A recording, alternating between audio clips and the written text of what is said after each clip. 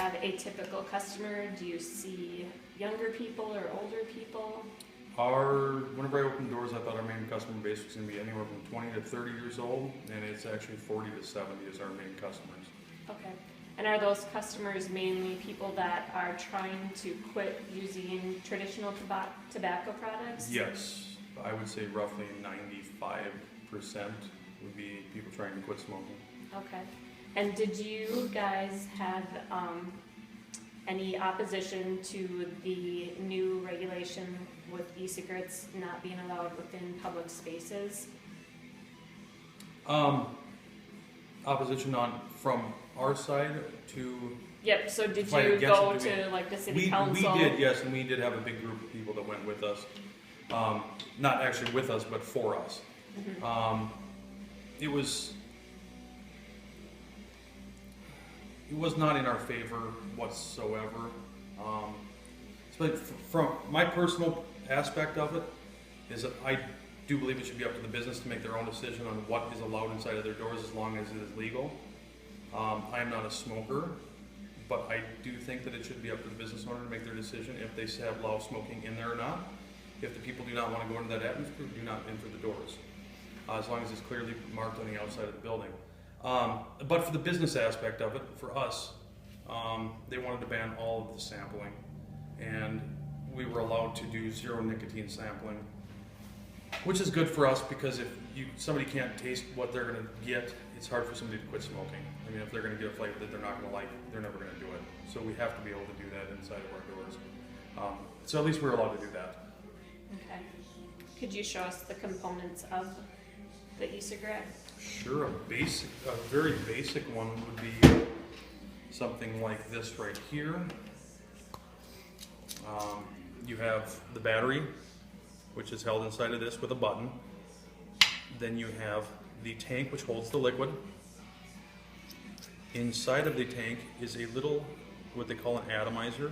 There's a little coil of wire wrapped around a wick, soaks up the liquid. Whenever you push the button on the battery, it's going to heat up this little wire inside and vaporize the liquid. And then there is just a basic charger, which looks like this right here, that you just screw your battery into to charge it. And then the liquid comes in bottles similar to this. And I noticed these are actually child-proof. Yes, we run all child-proof caps. Okay. Some are not. That's one of the big issues is the toxicity of the liquid for people, small people. Which, if you actually look at the studies, there was a study put out by the CDC not too long ago that says this is how many instances we had with nicotine poisoning. We actually called the CDC and asked them how many issues there was, and they said out of those, I don't remember if it was 800, 700, 70 calls, whatever it was, only 3 of them were actually told to go to the hospital. None of them were a problem. And then they are also saying kids are drinking this. I find that to be crazy. Me being, I was a pack and a half to 2 pack a day smoker. If I take nicotine like this and put about 4 drops on my tongue, I'd almost vomit. So I find it almost impossible that somebody could drink a bottle of this. Okay. But anything is possible. I'm not saying it can't happen. There's crazy people in the world. And then all of our stuff is marked, nicotine levels, warning labels, like you said, the childproof caps. Yep. So where do you get your supplies from? Are there... They're all U.S. sourced. I won't touch anything from out of the country. Of course, the nicotine itself comes from India, is one of the biggest suppliers of nicotine, no matter where you get it, pharmaceutical or not. All the stuff we use is pharmaceutical grade ingredients, other than the food flavorings, which there is no pharmaceutical food flavorings. But the propylene glycol, the vegetable glycerin, the nicotine is all pharmaceutical grade. That's really all with the liquids. Okay. We don't want to hold. Okay, now we're going. So you can introduce yourself now. Okay, I'm Marty Lundeen. I'm a program manager for the American Lung Association in Minnesota, and I cover pretty much the Northwest region, based in Bemidji. Marty, what was your biggest obstacle in getting the e-cigarette ordinance approved in Bemidji area recently? I think the biggest obstacle was the fact that we already had an e-cigarette store that had opened a few months before. And as my boss, Pat McCone, says, once a store opens, it's a little late because then you really have organized opposition. And really in Bemidji, we had more organized opposition than elsewhere in the state. From what I've heard from my colleagues around the state, it seemed like people came from as far away as Mankato to protest the e-cigarette ordinance that we were working on here. So some people feel very passionately about it. Both ways. Yes.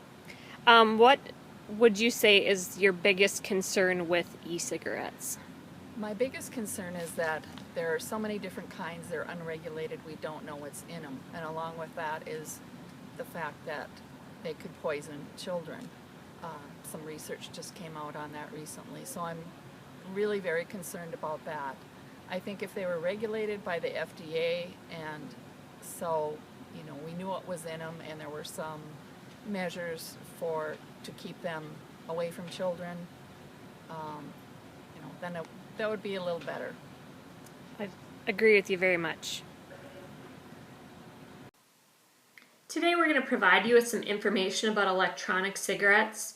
They were invented in the 1960s but haven't really gained popularity until the last decade or so. They come in two major forms. This is a disposable unit. It looks more like a traditional cigarette. And then there are reusable units that are electronic. This is a battery cartridge. This is the chamber that you would fill with e-juice. They come in 1 ounce bottles, cost between $10 to $20. This unit unscrews from the chamber and is charged on a USB cord. To activate it, the liquid is vaporized within this chamber. You just push the button, it lights up, and then you're able to inhale the vapor. The e-cigarettes are regulated by the FDA, the Federal Drug Administration.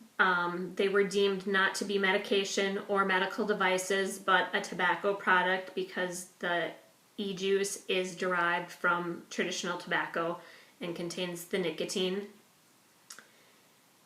With e-cigarettes, we see a new product within the same industry, tobacco using the same old tactics to glamorize their products. They use candy and fruit flavors to hook kids. They make implied health claims to encourage smokers to switch to the product instead of quitting altogether. And they sponsor research to use that is used as a front to their claims. So what are the health risks of vaping? Well, the jury is still out. The phenomenon of vaping is so new that science has barely had a chance to catch up on the question of safety, but some initial small studies have begun to highlight the pros and cons. The most widely publicized study into the safety of e-cigarettes was done when researchers analyzed 2 leading brands and concluded that the devices did contain trace elements of hazardous compounds, including a chemical which is the main ingredient found in antifreeze. The FDA report found 9 contaminants versus 11,000 contained in traditional tobacco cigarettes and noted that the level of toxicity was shown to be far lower than those of tobacco cigarettes. However, e-cigarettes remain unregulated. It's impossible to draw conclusions about all the brands based on the analyzation of only 2. So, do e-cigarettes help people quit tobacco smoking? Because they preserve the hand-to-mouth ritual of smoking, e-cigarettes might help transform a smoker's harmful tobacco habits to a potentially less harmful e-smoking habit. As of yet, though, little evidence exists to support this theory. In a first-of-its-kind study published in a medical journal, Lancet, researchers compared e-cigarettes to nicotine patches and other smoking cessation methods. They found them to be statistically comparable in helping smokers quit over a 6-month period. For this reason, they view the devices as a promising, though probably not a magic bullet. For now, the FDA regulations forbid e-cigarette marketers from touting their devices as a way to kick the habit. We're concerned about the potential for kids to start a lifetime nicotine use by using e-cigarettes. So our main concern is a market of young people that could potentially become lifetime nicotine users, and we would really avoid. Okay. Our main concern with e-cigarettes is the potential for young adults and